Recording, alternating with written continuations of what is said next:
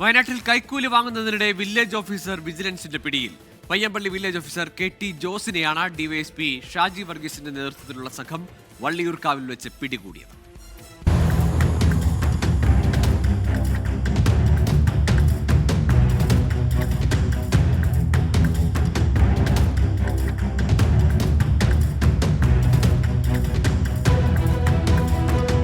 പയ്യമ്പള്ളി സ്വദേശിയിൽ നിന്ന് 50,000 രൂപ കൈക്കൂലി വാങ്ങുന്നതിനിടെയാണ് എടവക സ്വദേശി കെ.ടി. ജോസിനെ വിജിലൻസ് പിടികൂടിയത്.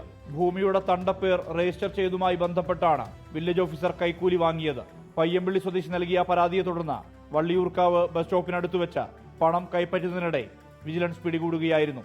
കൈപ്പറ്റിയ പണം വാഹനത്തിൽ നിന്ന് കണ്ടെടുത്തു. വാഹനത്തിൽ വന്നിട്ട് പണം മേടിച്ച് വാഹനത്തിന്റെ സൈഡിൽ തന്നെ വെച്ചേക്കുമായിരുന്നു, ഡോറിന്റെ സൈഡിൽ. പൈസ അവിടെ നിന്ന് റിക്കവർ ചെയ്യാൻ പറ്റി. അദ്ദേഹത്തിന്റെ കൈകൾ രണ്ടും ഫിനോക്സിലിൻ ടെസ്റ്റിൽ വിധേയമാക്കിയപ്പോൾ അത് പോസിറ്റീവാണ്. വില്ലേജ് ഓഫീസറെ വിജിലൻസ് കോടതിയിൽ ഹാജരാക്കും.